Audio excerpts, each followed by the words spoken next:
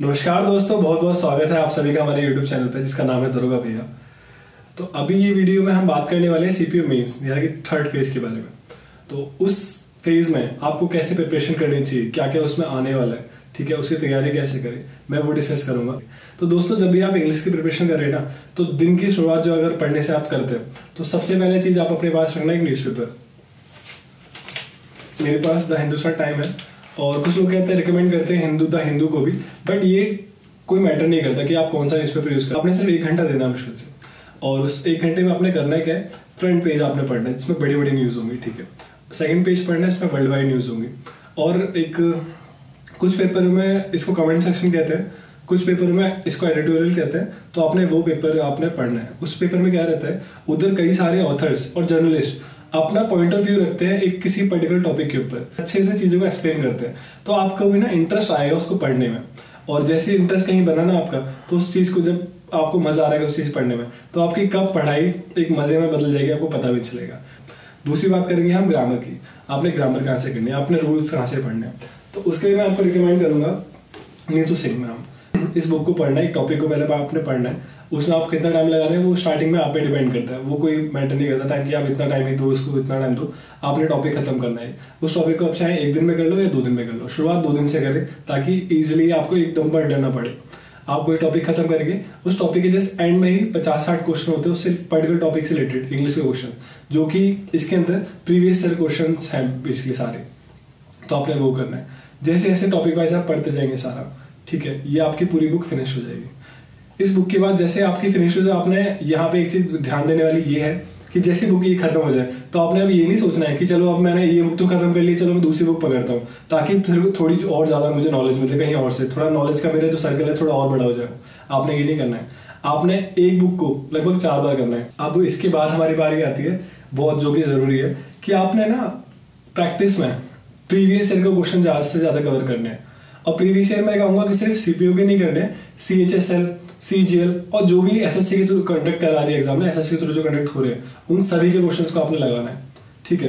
तो उसके लिए आप कोई भी बुक ले सकते हैं। मेरे पास राकेश यादव की 72-73 है, ठीक है। मैं इसमें से मैंने सारे लगा रखे हैं। इस बुक को ही मैंने लगभग 3-4 बार करा हुआ है, इस वाली बुक को। ये बहुत आपको देखने में लगेगा कि यार इतनी मोटी बुक है मैं कैसे करूँ, बट आप जब करने बैठेंगे ना आपको पता भी चलेगा बुक खत्म कब होगी। जब आपका ये कंप्लीटली इजीली होने लगेगा तो आपको एक चीज नई चीज ऐड करनी पड़ेगी, मॉक टेस्ट। क्योंकि मॉक टेस्ट का ना किसी भी एग्जाम को निकालने में बहुत बड़ा रोल होता है, क्योंकि वो मॉक टेस्ट हमें शो दिखाता है कि भाई हम कहाँ स्टैंड करते हैं। वो पूरा एनालिसिस उसका होता है कि आपने कहाँ गलती करी, किस क्वेश्चन में कितना टाइम दिया, किस में कितना टाइम नहीं देना चाहिए था आपको, या लोगों ने कितने में कर लिया। तो एनालिसिस इसका जो होता है ना मॉक टेस्ट का, काफी अच्छा होता है।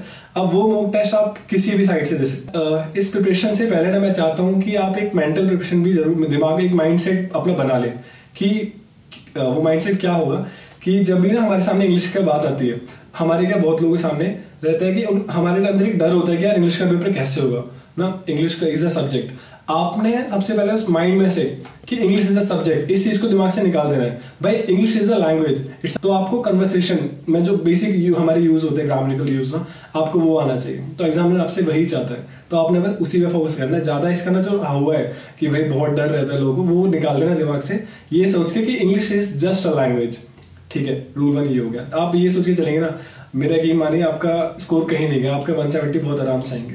ये डर निकल जाए पहले, ठीक है।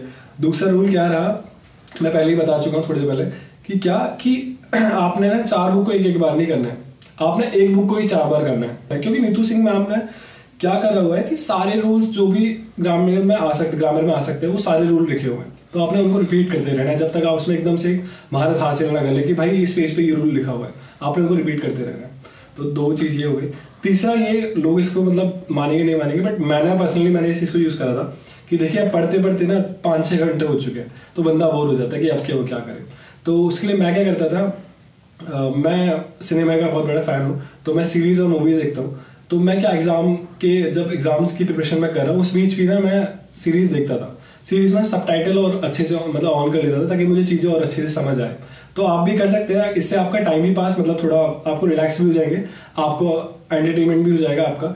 तो कोई भी सीरीज, जैसे मैं अपना एक एग्जांपल इसमें बताऊं कि जब मैं सीपीयू मेंस की प्रिपरेशन कर रहा था 2020 वाले की, तो मैं एक सीरीज देख रहा था सूट्स। तो उसमें वो लोग जो आपस में बात करते हैं ना, कुछ कुछ ना बीच में वो लोग कुछ कुछ ईडियम्स यूज करते थे, और आप यकीन मानिए मेरे एग्जाम में वो एक ईडीएम आ गई, मैंने वहां पे सुनी थी, मुझे एक्चुअली बुक में नहीं पता था उसके बारे में, या मैंने पढ़ा तो मैं भूल गया, बट वो ईडीएम मैंने उनके मुंह से बोलते हुए सुना था। मैंने कहा अरे ये क्या बोल रहे, इसका मतलब क्या होता है, मैंने उसको सर्च करा और सेम ही बाई चांस मेरा मतलब लक था, वो क्या था, वो ईडीएम मेरे एग्जाम में आ गई थी। तो उससे क्या रहेगा, आप इंग्लिश के ना टच में रहेंगे, आपको लगेगा कि हाँ भाई यार इंग्लिश इज जस्ट लैंग्वेज ना, तो आपका वो डर खत्म हो जाएगा। तो आप अगर अपना ये भी चीज अपना सकते हैं कि मैंने अपनाई थी, तो ये 3 बातों को जरूर ध्यान रखें। वो 3 चीजें, न्यूज़पेपर, नीतू सिंह की मैम की बुक और आपका प्रीवियस ईयर, ये 3 चीजें हो गई, ठीक है। और 3 माइंडसेट में क्या कि भाई English is just a language, दूसरा क्या कि मैंने एक बुक को ही 4 बार करना है, और तीसरा ये आप क्या, अगर आपको एंटरटेन करना है ना खुद को, तो आप ऐसी चीज से करें जहाँ पे आप कुछ गेन कर पाए यहाँ से, लाइक इंग्लिश की कोई सीरीज या मूवी देख ली। तो ये चीज मेरे काम आई थी। मेरा स्कोर अभी तक 170 प्लस ही रहा है, 170 से नीचे नहीं गया। शेयर भी कर दूंगा स्कोर मेरा क्या रहा है। तो बाकी that's it about this video.